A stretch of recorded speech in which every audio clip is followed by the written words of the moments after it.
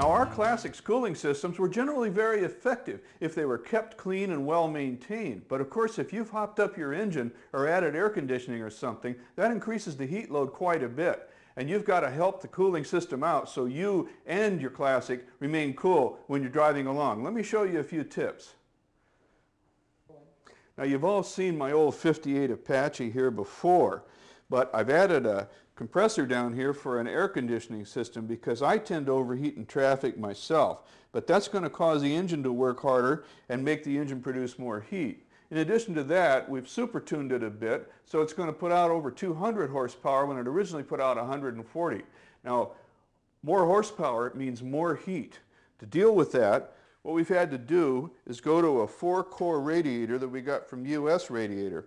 It has more tubes and a lot more fins, so it cools a lot more effectively. And then so that actually works as well as it's supposed to, we went to a multi-bladed mechanical fan. The reason you want to go with a mechanical fan is they're about 25% more efficient than an electric fan. This one's off a 57 Chevy that had air conditioning, so it's got more blades. But if you haven't got one of those, you can go down to the local auto supply and pick one up, a multi-bladed fan, and install it pretty easily.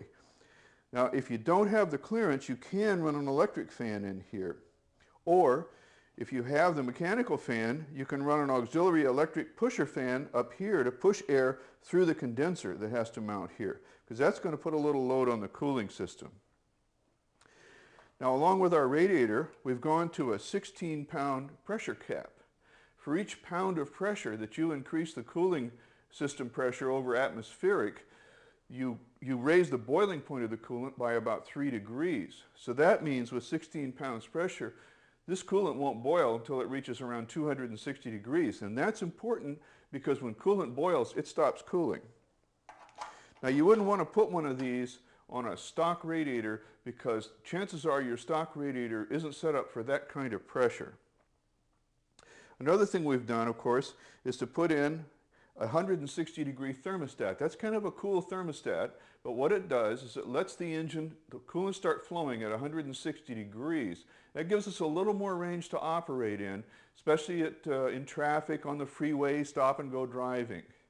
Finally, we wrapped our headers and our exhaust pipes to keep the heat inside them until it gets down and under the truck.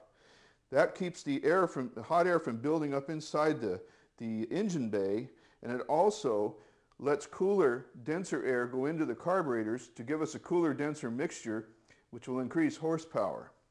Down here, I put a piece of steel pipe in this long hose to keep it from collapsing if it ever gets an air bubble in it.